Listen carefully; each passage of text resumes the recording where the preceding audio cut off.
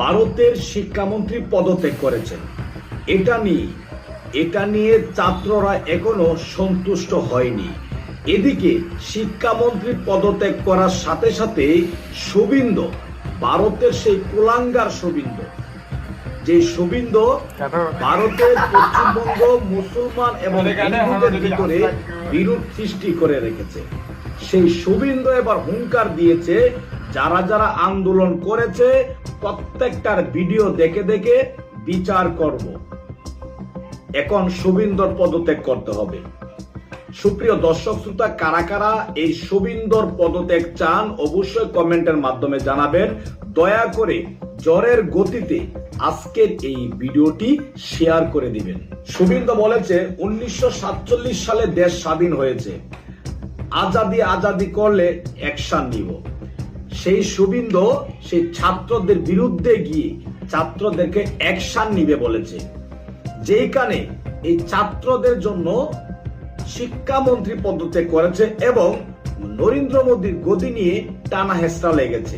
আর সেই জায়গায় একটি পুঁটি মাছ শুভেন্দু, নরেন্দ্র মোদীর জায়গায় কিংবা শিক্ষামন্ত্রীর জায়গায় শুভেন্দু হচ্ছে একটি পুঁটি মাছ। আর সেই পুঁটি মাছ এখন লাফাচ্ছে, যারা যারা আন্দোলন করছে প্রত্যেকটা ভিডিও দেখে দেখে সে অ্যাকশন নিবে। কত বড় জানোয়ার একটাবার চিন্তা করেন। এই শুভেন্দুর জন্য কিন্তু মুসলমান আর হিন্দুদের ভিতরে বিদাভেদ সৃষ্টি করেছে। হিন্দু আর মুসলমান কখনো কি ব্লাডের রং আলাদা হয়? আলাদা হয় না। তাদেরকে আলাদা করেছে একমাত্র এই শুভেন্দু।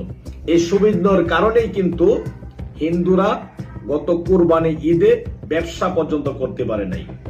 তাই সবার কাছে অনুরোধ থাকবে, দয়া করে আজকের ভিডিওটি প্রচুর পরিমাণে শেয়ার করে দিবেন।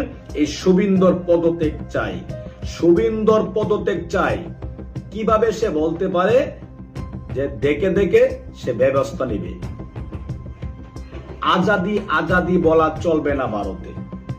পশ্চিমবঙ্গে ছাত্র আন্দোলন চলবে না, যেখানে শিক্ষামন্ত্রী মতো লোক পদত্যাগ করতে বাধ্য করা হয়েছে এই শিক্ষার্থীদের আন্দোলনে।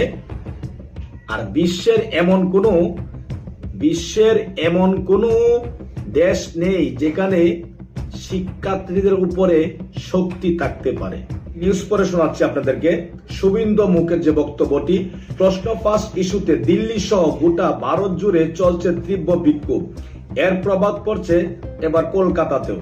বিক্ষোভকারীদের আজাদি স্লোগানে মুখরিত রাজপথ। তবে এতে চাইছেন পশ্চিমবঙ্গের মুখ্যমন্ত্রী শুভেন্দু অধিকারী। ভারতীয় সংবাদ মাধ্যম নিউজ